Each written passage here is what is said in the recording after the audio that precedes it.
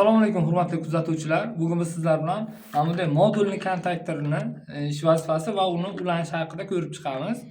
Buni vazifasi bu ham modul kontaktor relaylar oilasiga kiruvchi kommutatsiya apparat hisoblanadi. Buni vazifasi mana puskatelni o'rniga ixcham qilib qulay qilib qo'yish uchun mo'ljallangan. Ikkalasining vazifasi bir xil. Bunda ham A1 A2 kartochka mavjud. Bu ham normal holatda ochiq ikkita kontakti bor uni. A1 bilan A2 ga kuchlanish berilgan vaqtda buni ichida magnitmen hosil bo'lib, tortiladi va kontaktlar yopiladi. Shu jarayonda mana bu yerdan mana kontaktlar orasida tok oqib o'tishi yuzaga keladi. Ana endi bu yerga puskatelimiz o'rnatilgan. Bu nima uchun qo'yilgan bu yerga? Biz ko'p qavatli domlada turibmiz hozir. Bu yerda 5 ta podez, 7 tadan etaj bor. Ularning har qaysisiga yoritish projektorlari, yoritish ledlari o'rnatilgan. Soni iste'mol quvvati juda ko'p bo'lganligi sababli u fotorelli bilan qo'yilgan. Fotorellimiz 6 amperlik qo'yilgan. Ko'chada projektorlar 250 wattlik bir 5 ta bor. Plashatkada bir 6 ta bor. Har qaysi etajlarda 2 tadan 3 tadan ledlarimiz bor. Ularni tok iste'mol yuqori bo'lganligi sababli fotorellimizni kontakti unga dosh bera olmaydi, erib ketadi. Shuning uchun qo'shimcha qilib mana puskatel qo'yilgan kontaktor. Ya'ni fotorelli kontaktorni ishga tushiradi. Kontaktlardan esa ochiq kontaktlar yopiladi va natijada tok oqib o'tishni boshlaydi. Hozir bu puskatelimiz nosoz holatga kelib qolgan. O'sha kontaktlari bir xilga qo'shmaydi, shu uchun ishdan chiqqan. Biz hozir bunday puskatelni o'rniga bunday modulli kontaktorni o'rnatishni ko'rib o'tamiz.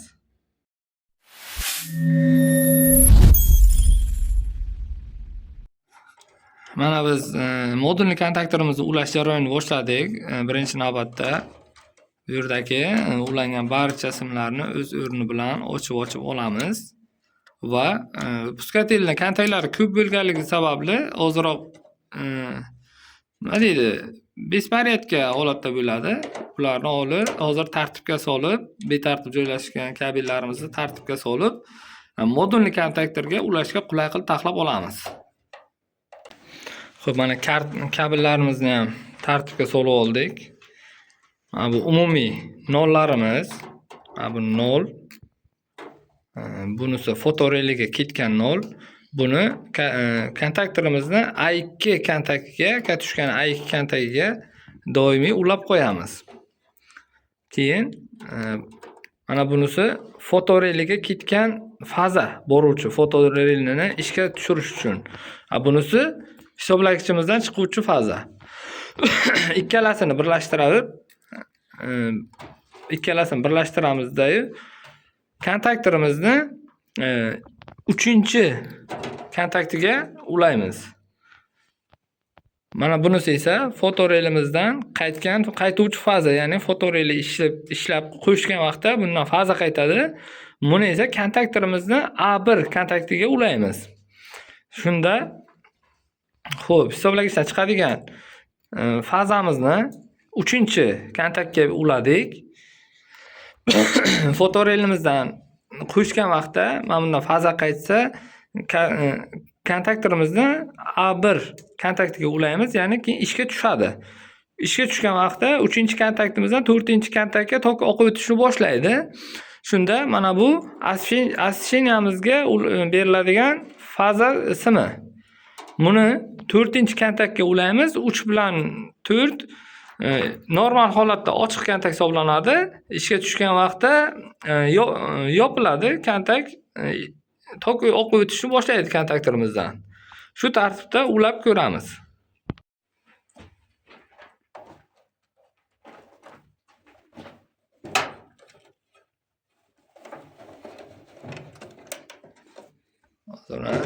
Hisoblagichimizdan keluvchi fazani kontaktorimizni 3-kontaktiga ulayapmiz va fotorellimizga boruvchi fazani ham qo'shib birgalikda ulaymiz. Chunki fotorellimiz doimiy ish holatida turishi kerak. Shuning uchun ikkalasini bitta kontaktga ulaymiz.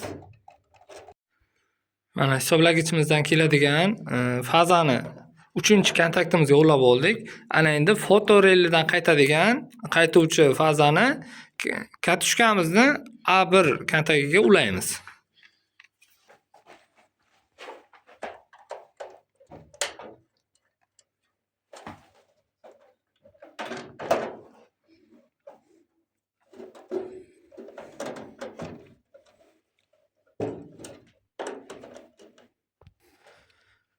Xo'p, mana fotorellimizdan qaytuvchi fazani ham katushkamizni A1 kontaktiga ulab oldik.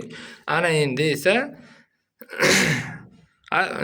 освещениямizga ketadigan, yoritish tizimimizga ketadigan fazani kontaktorimizni 4-chi kontaktiga ulaymiz.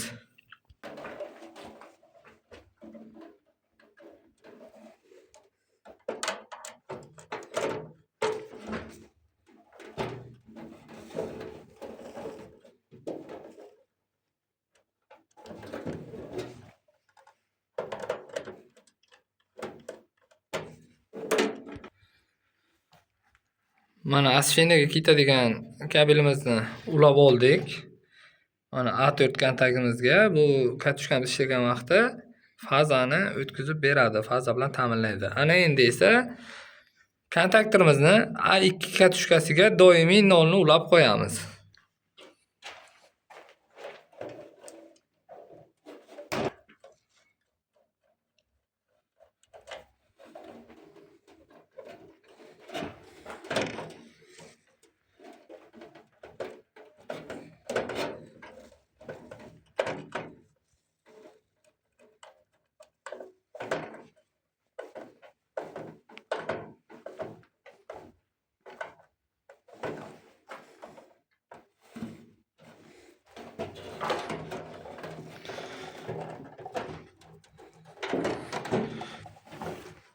Mana hammasini uladik. Hozir ana endi buni ishlash jarayoni. Ya'ni fotorelimiz kech bo'lganda, quyosh botganda qo'shadi va faza oqib o'tishini ta'minlaydi. Ya'ni mana bu kontaktorimizni ishga tushishi uchun faza beradi mana bu A1 kontaktiga va katushkamiz tortiladi. Ishga tushgandan keyin tortiladi va kontaktorimizda 3-chi kontaktida bilan 4-chi kontakti yopishadi. Yopiq kontaktga o'tadi-yu, o'sha yerdan tokimiz oqib o'tish boshlaydi. Tong otganda, quyosh chiqqanda ya'ni fotorelimiz ajratadi. Shunda mana bu kontaktorimiz o'chadi va tok oqib o'tish to'xtaydi. Shu etapda ishlash prinsipi davom etadi. Tunda ishlaydi, tongda o'chadi.